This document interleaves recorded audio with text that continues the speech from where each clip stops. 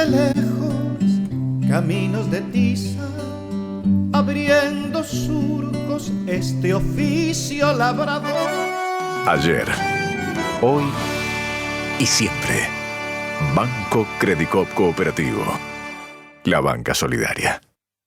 ¿Cómo les va? Les doy, como siempre, la bienvenida a Caminos de Tiza.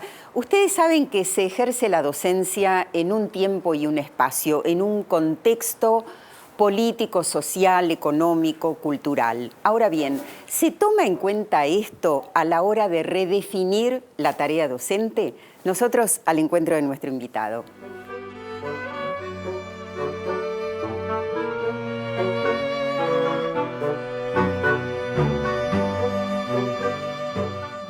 Bueno, estamos aquí con el doctor Juan Bassen, es autor de Las certezas perdidas, entre otros libros. ¿Qué tal, Juan? ¿Qué tal? Mucho gusto. Bueno, yo copié un pequeño párrafo que dice: ni la familia, ni la escuela, ni los niños son idénticos a lo que eran tan solo algunas décadas atrás. ¿Es así? ¿Por qué? Bueno, es clásico que los psicoanalistas nos preocupemos por las divisiones de la subjetividad, ¿no? Entre consciente e inconsciente. Pero también hay otras, y la que a mí me parece que gravita mucho en esto es la que se arma desde el arranque en un chico de hoy, entre lo que sería algo así como la formación del ciudadano, es decir, aquello a lo que la escuela apuntó desde siempre, cuando digamos, años atrás, más clásicamente años atrás, cuando uno se encontraba con un chico, lo primero que le preguntaba es: ¿cómo te llamas? ¿Cuántos años tenés? ¿A qué escuela vas? ¿Qué vas a hacer cuando seas grande? ¿No? Y el qué vas a hacer cuando seas grande es esto justamente, apunta a que el chico, entendido como ciudadano, es una apuesta a futuro, es decir, está pensado hacia el futuro. Y había determinadas expectativas en relación a él. Absolutamente, y además de expectativas, digamos, determinados ideales, ¿no? Esto que nosotros llamamos como ideal del yo en alguna medida, que eran los que marcaban como el norte del desarrollo de ese chico. En la actualidad, el piso ese de la subjetividad se ha partido porque ha tenido o ha empezado a tener cada vez más gravitación lo que sería la producción del consumidor. Del consumidor que, digamos, se organiza desde el vamos. Yo siempre digo que uno le podría preguntar a cualquier persona que tenga hijos chiquitos, sobrinos o nietos, que verifique cuántas de las 10 o 20 primeras palabras que dice un chico se las enseñaron los padres. Y se van a encontrar con un montón de sorpresas. Porque si antes estábamos, y ahí viene un poco esta mutación de la que vos mencionabas o hacías mención, si esto antes configuraba como una especie de hogar, nido, o sea, yo me acuerdo que de chico yo tenía como un horario de 2 o 3 horas para ver la televisión y arrancaba y terminaba. Bueno, y solo veían programas especialmente dedicados a niños. Se veían programas infantiles y además había como todo un filtro, ¿no es cierto?, que los adultos tenían la sartén por el mango de alguna manera en cuanto a esto. En la actualidad ese hogar nido está como horadado por los medios y el vehículo central de esto, hay otros, pero el vehículo central es la publicidad, que está a toda hora y en todo lugar y que bombardea a los chicos desde el vamos. Entonces eso termina configurando otra forma subjetiva que de alguna manera va como arrinconando a lo que sería. Y esta forma subjetiva no está organizada alrededor de un ideal futuro, sino de algo así como de una satisfacción presente. So how was your day at school?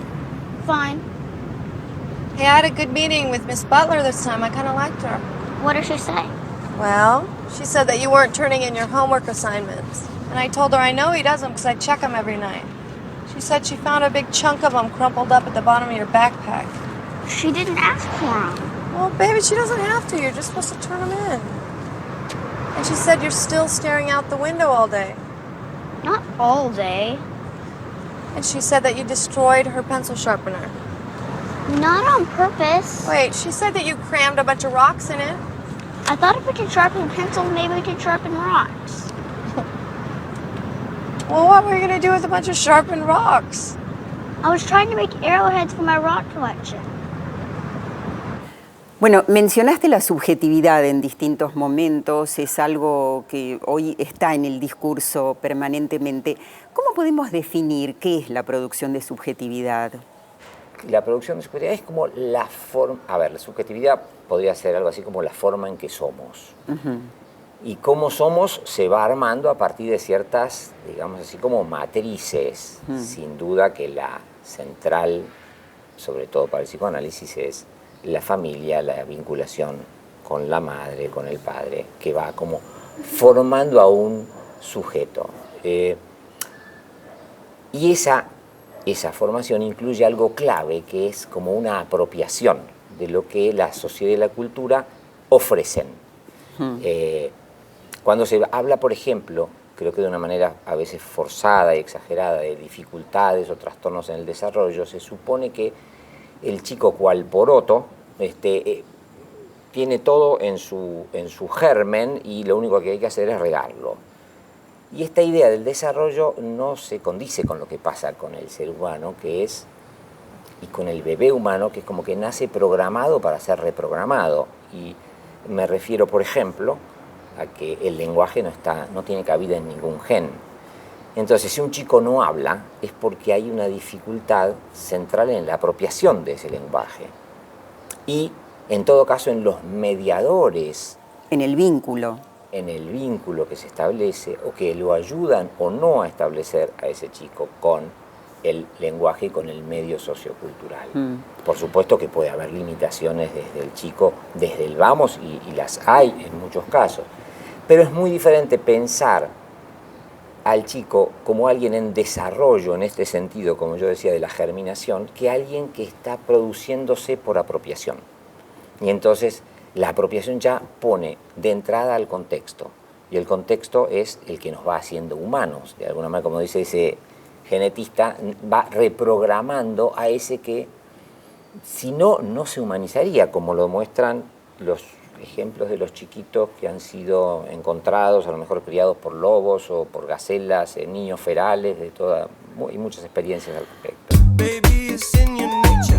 Just let me liberate you. You don't need no papers. That man is not your maker. And that's why I'm gonna take you good, girl. I know you want it. I know you want it. I know you want it. Good girl. Lo que mencionabas hace un momento en relación a la publicidad, ¿va conformando una subjetividad muy demandante? Por un lado demandantes y por otro lado con cierto... Por ejemplo, hace algunos años, yo tengo las fotos, hay una publicidad de la Copa Davis en donde están Cañas y Acasuso, y la publicidad por la que sorprendentemente nadie protestó, corría el año 2004-2005, ellos dicen, ellos suecos, se refería a nuestros rivales de la Copa Davis, nosotros topper. O sea, había un reemplazo absoluto de lo que sería Argentina por una marca comercial. Esto es lo que yo planteo en relación a cómo el desplazamiento de los ciudadanos por el consumo, por las marcas que de alguna manera desplazan y a veces se arrinconan. Entonces, si la pregunta era claramente que se genera algo que tiene que ver con una especie de deseo, y más que deseo, casi de una insatisfacción permanente, sí, sin duda que a esto apunta. Claro, quiero esto, quiero aquello, quiero todo, pero lo importante es qué hace con todo eso. Sí, había Luca, decía, no sé lo que quiero, pero lo quiero ya, ¿no? Bueno, de alguna manera ese sería como el... Y ahí, esto repercute fuertemente en lo que sería la clínica. Yo recuerdo un chiquito que tenía una especie de fobia escolar y su manera de resolverla era llevar un juguete todos los días. Un juguete que, claro, como se iba agotando, tenía que ser nuevo. Y eso le permitía a él una especie de interfaz con los compañeritos. Se hacía más interesante por lo que llevaba, tenía y no por lo que él era. Y esto llevaba a que, por ejemplo, él hiciera pataletas en las jugueterías al punto tal de romper los envases de donde ciertos muñequitos venían. Ahora, uno podría pensar que tenemos un chico con un síntoma, con una fobia o llamémosle X, pero si uno analiza ciertas estrategias del marketing, especialmente para niños, hay una que se llama Pester Factor, que es como el factor pataleta, que induce justamente que un chico tenga una insatisfacción y una compulsión tan fuerte por algún objeto que sea capaz de hacer, dice, y esto es lo que se instrumenta, un escándalo público como para que los padres tengan la incomodidad, la vergüenza y tengan que se vean obligados a comprárselo.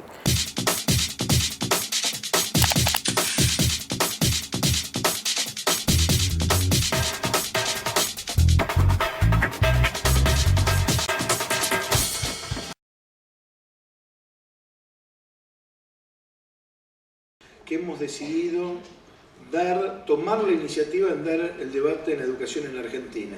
Ayer participó el ministro de Educación de la Nación, para nosotros esto también es muy importante, porque veníamos escuchando en estos últimos tiempos que algunos personajes que no los escuchábamos de hace más de 10 años atrás, volvieron a tomar la palabra y decirnos a nosotros que la educación está peor que hace 10 años.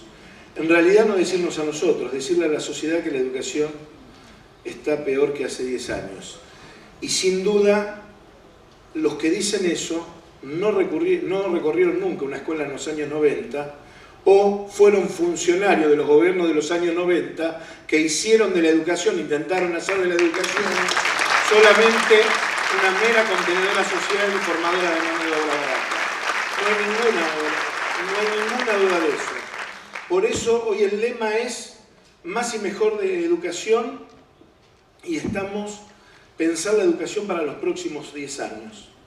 Si pensamos la educación para los próximos 10 años es porque fuimos capaces de conquistar el presente, porque hoy tenemos más escuela pública, más inclusión social, tenemos mejores condiciones en cada uno de los lugares de nuestro país porque hubo un pueblo que en los años 90 resistió contra las políticas neoliberales y fuimos los trabajadores los que le dijimos que no a esa escuela que quería segmentar, fraccionar, discriminar y peleamos por una escuela diferente. Por eso para nosotros es muy importante este debate. Nosotros recordamos como un gesto enorme el primer acto de gobierno del compañero Néstor Kirchner. La primera decisión que tomó, 2 días de haber asumido,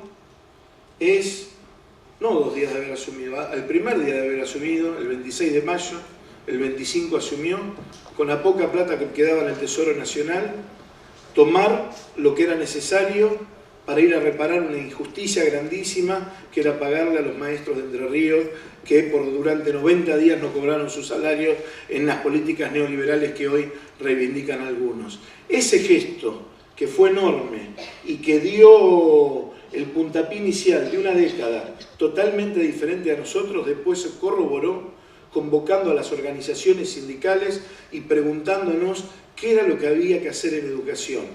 ¿Qué era lo que había que hacer en educación? Y ahí le dijimos, una ley de financiamiento educativo y que no era suficiente modificar la ley de educación porque era el andamiaje jurídico que había dado el neoliberalismo a las políticas educativas, había que derogarla y construir una nueva ley nacional de educación. Y eso logramos. La carpa blanca de los años 90 significó que en el 2005-2006 tuviéramos ley de financiamiento educativo y tuviéramos una nueva ley nacional de educación en nuestro país. Hay que escuchar a los padres, hay que escuchar a los chicos, hay que escuchar a los docentes, hay que escuchar a las diferentes instituciones de la comunidad, hay que escuchar a las universidades, hay que escuchar a las organizaciones sociales, hay que promover un fuerte debate en educación.